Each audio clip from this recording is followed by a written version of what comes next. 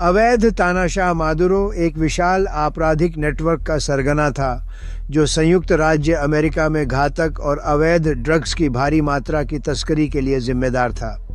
जैसा कि अभियोग में आरोप लगाया गया है, उन्होंने व्यक्तिगत रूप से कुख्यात कार्टेल दे लास सोलास की निगरानी की, जिसने हमारे देश में घातक जहर की बाढ़ ला दी।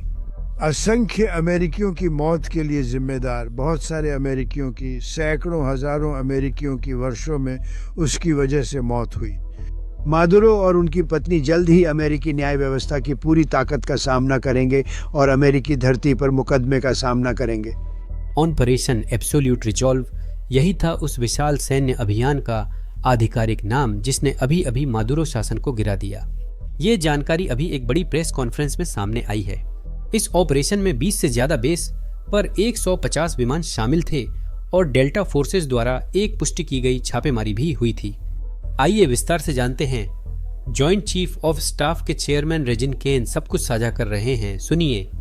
तैयारी के बारे में बताने दीजिए जो हमारे इंटेलिजेंस साथियों ने महीनों मेहनत के बाद की थी, मादुरो को ढूंढने और यह समझने के लिए कि वह कैसे चलते हैं, कहाँ रहते हैं, कहाँ यात्रा करते हैं, क्या खाते हैं, क्या पहनते हैं, उनके पालतू जानवर कौन से हैं। दिसंबर की शुरुआत में हमारी फोर्स को कई जुड़े हुए घटनाक्रमों के इंतजार में तैयार रखा गया था।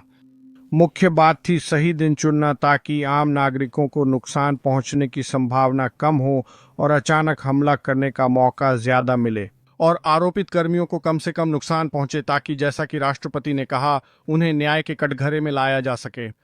और जैसा कि राष्ट्रपति ने आज पहले कहा, वेनेजुएला में मौसम हमेशा एक महत्वपूर्ण कारक होता है, खासकर साल के इस समय और क्रिसमस और नए साल तक आने वाले हफ्तों में। संयुक्त राज्य अमेरिका की सेना के पुरुष और महिलाएं तैयार बैठी थीं, धैर्यपूर्वक सही संकेतों का इंतजार कर रही थीं और राष्ट्रपति के हमें कार्रवाई का आदेश देने का इंतजार कर रही थीं। कल रात मौसम बस इतना साफ हुआ कि दुनिया के सबसे कुशल विमान चालक ही समुद्र और पहाड़ों के निचले बादलों के बीच से रास्ता बना सके। लेकिन जब किसी मिशन की जिम्मेदारी दी जाती है तो यह संगठन कभी हार नहीं मानता।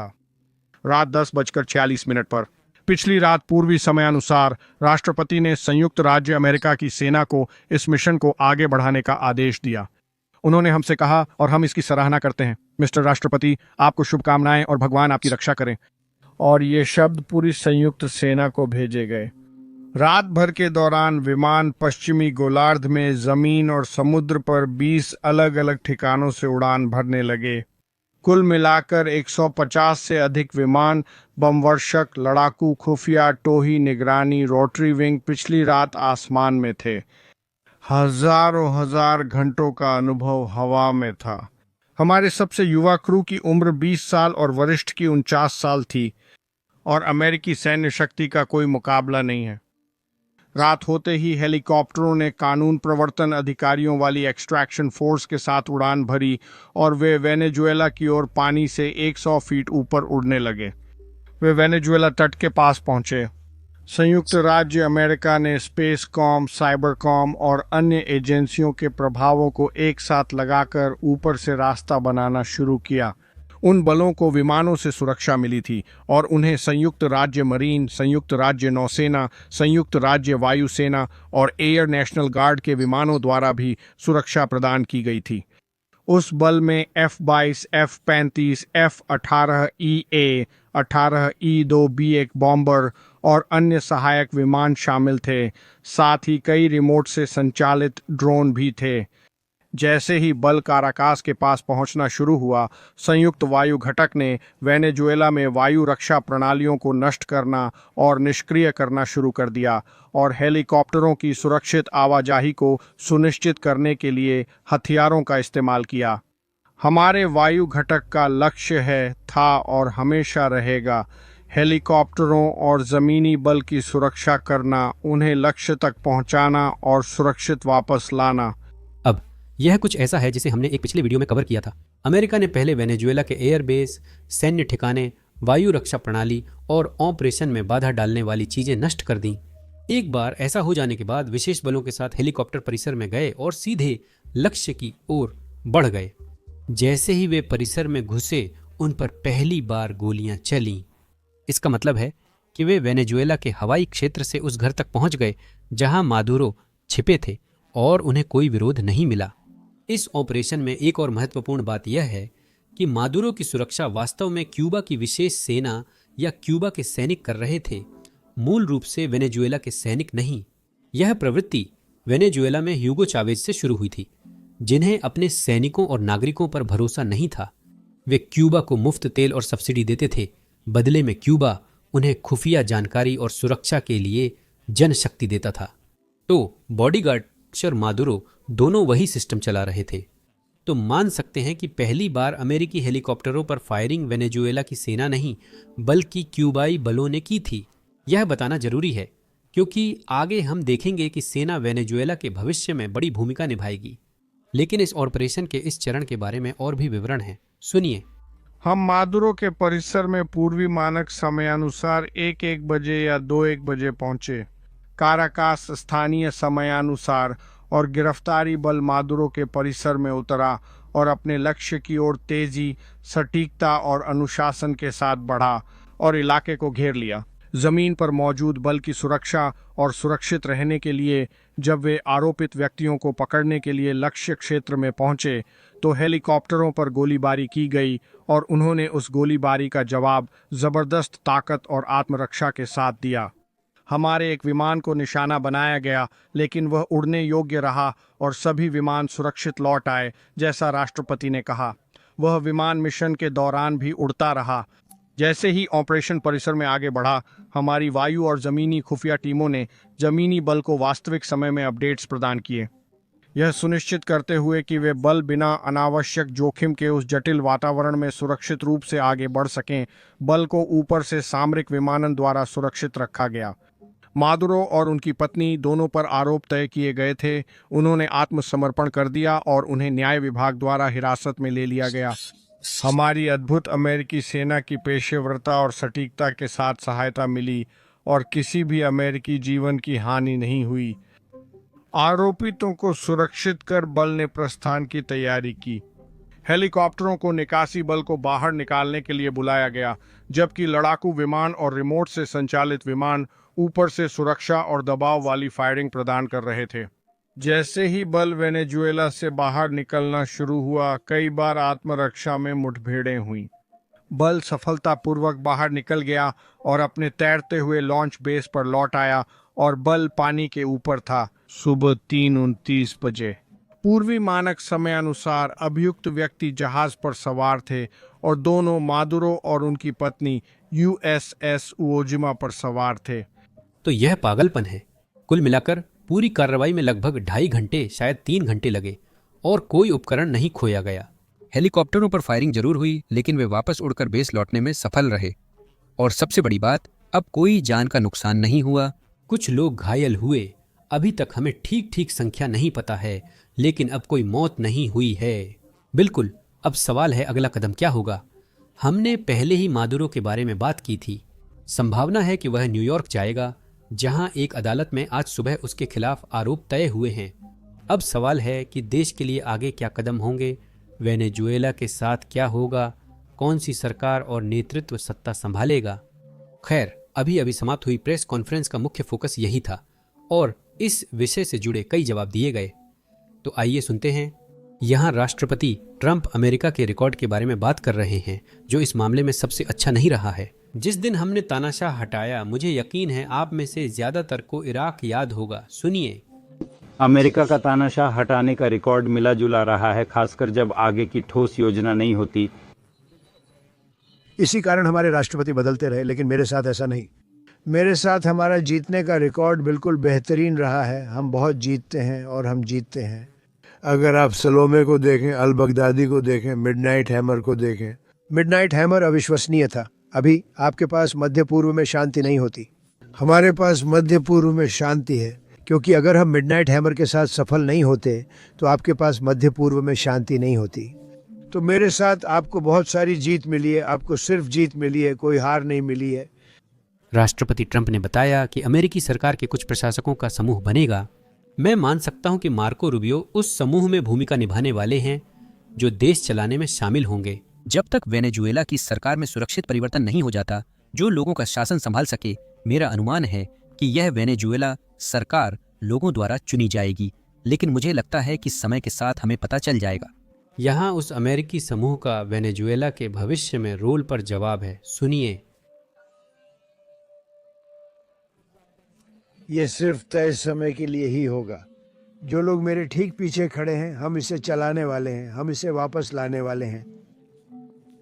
आप जानते हैं, मैं एक मृत देश की बात करता हूँ। 1.5 साल पहले हम एक मृत देश थे। अब हम दुनिया के सबसे हॉट देश हैं। हम ऐसा देश हैं जो दुनिया के किसी भी देश से बेहतर कर रहा है। क्या आप कह रहे हैं कि सचिव हेगसेथ रूबियो वेनेजुएला चलाने वाले हैं और क्या आप अमेरिकी सैनिकों को भेजने जा रहे हैं? ये वेनेजुएला के लोगों के साथ मिलकर काम करना है ताकि हम ये सुनिश्चित कर सकें कि हमारे पास वेनेजुएला सही है। क्योंकि अगर हम बस छोड़ दें तो कौन संभालेगा? मेरा मतलब है वहाँ कोई भी नहीं है जो संभाल सके। आपके पास एक उपराष्ट्रपति हैं जिन्हें मादुरो ने नियुक्त किया है और अभी वह उपराष्ट्रपति हैं, और मेरा मानना है कि वह राष्ट्रपति भी हैं। उन्हें हाल ही में राष्ट्रपति की शपथ दिलाई गई। उनकी मार्को से लंबी बातचीत हुई। उन्होंने कहा जो चाहिए करेंगे।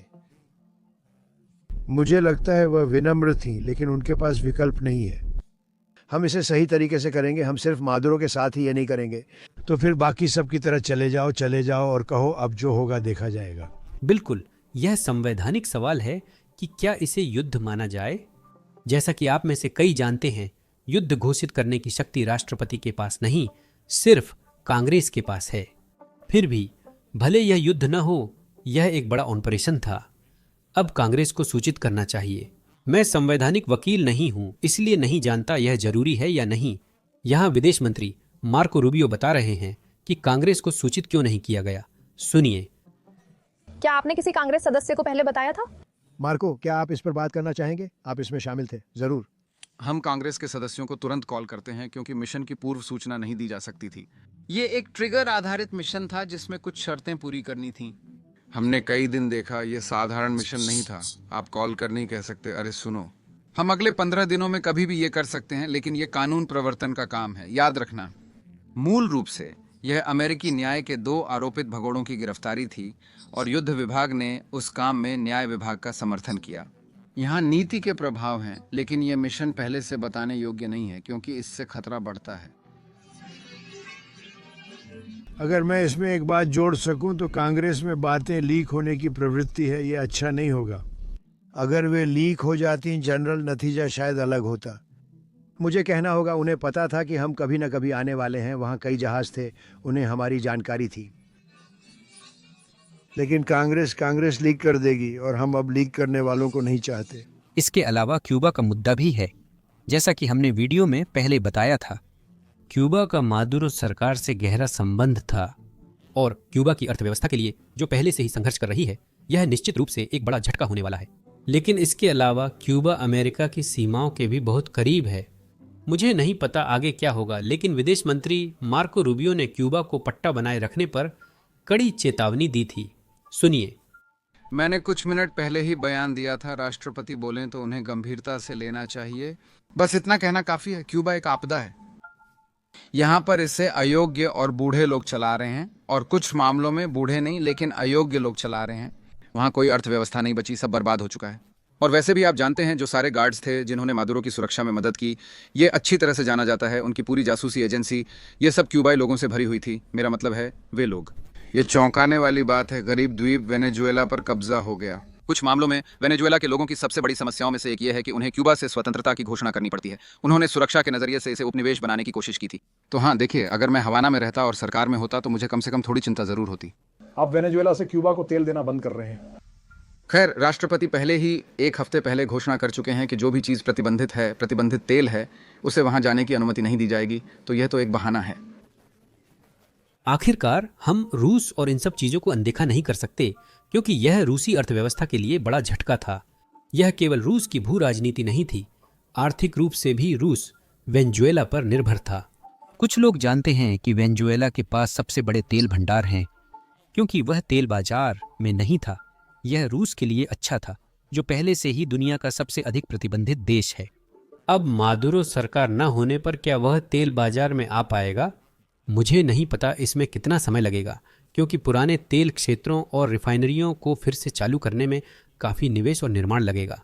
अगर वह तेल बाजार में आता है तो रूसी अर्थव्यवस्था, जो पहले ही प्रतिबंधों से जूझ रही है, को गंभीर समस्याएं होंगी, क्योंकि पूरी दुनिया में तेल की कीमतें अभी काफ़ी कम हैं। रूसी तेल सामान्य तेल से ज़्यादा छूट पर बिक रहा है। अगर वेनेजुएला का तेल भी आ गया तो रूस के ग्राहक जैसे चीन और भारत शायद प्रतिबंधित रूसी तेल खरीदने का जोखिम कम उठाएं, अगर वे वही तेल कहीं और से पा सकते हैं। रूस के लिए यह एक बहुत जटिल स्थिति होगी, क्योंकि वे खरीदारों को आकर्षित करने का तरीका यह है कि वे तेल की मौजूदा कीमत की तुलना में छूट देकर बेचते हैं। इसका मतलब है कि जितनी कम तेल की कीमत जाएगी, रूस को उतनी ही बड़ी छूट देनी पड़ेगी ताकि वे उन खरीदारों को आकर्षित कर सकें जो यह जोखिम उठा रहे हैं। इसका मतलब है कि एक समय ऐसा आता है जब रूस के लिए यह खेल घाटे का सौदा बन जाता है। वे लगातार छूट नहीं दे सकते, क्योंकि तेल की कीमतें गिरने पर यह फायदेमंद नहीं रहता। वे छूट और प्रतिबंधों के कारण तेल निकालकर पैसे गंवा रहे हैं। तो खैर, यह एक भविष्य की वीडियो का विषय है। यह राष्ट्रपति ट्रंप का रूसी शांति समझौते पर जवाब है। सुनिए। एक शब्द, ये पुतिन के बारे में है, अगर आप चाहें तो। पुतिन के बारे में बात करना हमेशा अच्छा लगता है। सोमवार को आपकी उनसे फोन पे बात हुई थी, क्या उन्होंने मादुरो का जिक्र किया? नहीं, हमने मादुरो पर कभी चर्चा नहीं की। क्या आप अभी उनसे नाराज हैं? मेरा मतलब है ये सब हो रहा है। मैं पुतिन से खुश नहीं हूँ, क्योंकि वह बहुत लोगों को मार रहा है। मुझे लगा ऐसा ही होगा, इसलिए मैंने 8 और 1/4 युद्ध सुलझा दिए। जानते हो क्या, वो 1/4 थाईलैंड और कंबोडिया था। मैंने फिर से किया, वे फिर से भिड़ गए और मैंने लगभग 5 घंटे में उसे सुलझा दिया। मैंने खुद को 1/4 दिया, अब 8 और 1/4 हो गया, यानी युद्ध सुलझा, लेकिन वे फिर भिड़ गए। पिछले 4 दिनों में उनका झगड़ा बहुत बढ़ गया था। मैंने उन्हें फिर से शांति की ओर लौटा दिया, इसलिए मैं सिर्फ 1/4 ही देता हूँ। मुझे लगा था कि सबसे आसान में से एक रूस यूक्रेन होगा।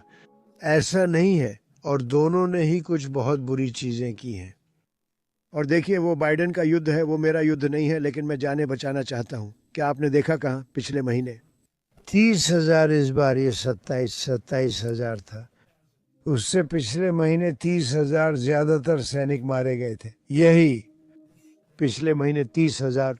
मैं इसे रोकना चाहता हूं। आप जानते हैं, मैंने नेटो को 5 देने के लिए मना लिया, जबकि वे 2 भी नहीं दे रहे थे, और अब वे 5 देते हैं। और हम उन्हें बहुत सारी गोला बारूद भेजते हैं, हम उन्हें बहुत सारी चीज़ें भेजते हैं, मिसाइलें और कई अन्य चीज़ें, बहुत कुछ, और वे उसका भुगतान करते हैं। संयुक्त राज्य अमेरिका पैसे नहीं खो रहा, शायद कमा रहा है। मुझे इसकी चिंता नहीं, मैं बस उन लोगों को रोकना चाहता हूँ। हम 25,000, 30,000 इंसानों को खो रहे हैं, जो 2 बहुत दूर दराज जगहों से आते हैं। लेकिन अगर मैं रोक सकता हूँ, क्योंकि सौदे करने में मैं काफ़ी अच्छा रहा हूँ, मेरा मानना है कि सब कुछ एक सौदा ही है। ज़िंदगी एक बड़ा सौदा है। लेकिन अगर मैं उस युद्ध को रोक सकता हूँ और 30,000 नौजवानों को रोक सकता हूँ, इसके अलावा कि कीव में लोग मारे जा रहे हैं, दूसरे शहरों में भी लोग मारे जा रहे हैं। आप जानते हैं, संख्या कम है, लेकिन उन्हें बेरहमी से मारा जा रहा है, जिससे मैं खुश नहीं हूँ। मैंने सोचा था कि ये कोई ऐसी चीज़ होगी जो हल हो जाएगी। हमारे साथ मिस्टर विटकॉफ यहाँ हैं। मुझे लगता है कि हम प्रगति कर रहे हैं। ये युद्ध कभी नहीं होना चाहिए था। अगर मैं राष्ट्रपति होता तो ये नहीं होता। पुतिन और सभी यही कहते हैं। अगर मैं राष्ट्रपति होता तो ये कभी नहीं होता। लेकिन मैंने वह युद्ध विरासत में पाया, वह जो बाइडेन, जेलेंस्की और पुतिन का मामला था। मैं उस स्थिति में आया और ये एक गड़बड़ थी। और मैं ये कहना चाहूँगा, मैंने कल रात एक ऑपरेशन देखा जो इतना सटीक था, इतना शानदार था, मेरा मतलब है वह अविश्वसनीय था। अगर हमारे पास ऐसे जनरल और हमारे लोग उस युद्ध में शामिल होते तो वह युद्ध ज़्यादा लंबा नहीं चलता, ये मैं आपको बता सकता हूँ। उस युद्ध, पुराने शब्दों में कहूँ तो वह एक खूनी संघर्ष बन चुका है और हम चाहते हैं कि वह रुके। आप सभी का धन्यवाद। अब निश्चित रूप से यह बहुत बड़ी खबर थी, तो आने वाले दिनों में हम और भी ज्यादा विश्लेषण लेकर आएंगे। सब्सक्राइब बटन दबाना न भूलें। मैं सैम हूं, अगले वीडियो में मिलूंगा। ऐसी वीडियो बनाने में दिक्कत है जहां कई ड्रोन हमले दिखाते हैं, चाहे कोई इंसान या रूसी सैनिक घायल न हो। YouTube अक्सर हमारे वीडियो को डिमोनेटाइज या प्रतिबंधित कर देता है। पिछले हफ्ते हमारे 4 युद्ध संबंधित वीडियो YouTube पर डिमोनेटाइज हो गए। ड्रोन स्ट्राइक दिखाना या यहाँ तक कि फ्रंट लाइन से फुटेज दिखाना विज्ञापनदाताओं के लिए अनुकूल नहीं है, और इसी वजह से वीडियो पर प्रतिबंध लगाया जाता है। यही आधुनिक युद्ध की सच्चाई है जिसे यूक्रेनवासी लड़ और उसमें जीवित रहने की कोशिश कर रहे हैं। इसीलिए हमें लगता है कि इन सब चीज़ों को कवर करना जरूरी है और इसी वजह से हमने अपना खुद का प्लेटफॉर्म बेसिक्स इनसाइडर लॉन्च किया। हमने इसे शुरू से बनाया है। हमारे ऊपर कोई पाबंदी नहीं है। हमें ड्रोन स्ट्राइक, फ्रंटलाइन या रूसी एयरबेस की तबाही की फुटेज ब्लर नहीं करनी पड़ती। साथ ही हम साइट पर विज्ञापन नहीं चलाते। इससे हमें सिर्फ विज्ञापनदाताओं के असंतुष्ट होने पर खुद को सेंसर नहीं करना पड़ता। हम साइट को आपके समर्थन से फंड करते हैं, न कि विज्ञापनों से। अगर आप ऐसे कवरेज में रुचि रखते हैं और आप हमारे वीडियो बिना सेंसर किए देखना चाहते हैं और वह बोनस कंटेंट पाना चाहते हैं जिसे हम यहाँ YouTube पर अपलोड नहीं कर सकते, तो जरूर basicsinsider.com पर हमारे साथ जुड़ें। आप विवरण में दिए गए लिंक पर भी क्लिक कर सकते हैं या अपनी स्क्रीन पर दिख रहे QR कोड को स्कैन कर सकते हैं। जुड़ने के बाद आप हमारे पहले से अपलोड किए गए और भविष्य के सभी वीडियो देख सकते हैं। आप हमारे कवरेज और चैनल को सपोर्ट करेंगे, इसके लिए धन्यवाद। मेरा नाम सैम है। अगले वीडियो में मिलूंगा।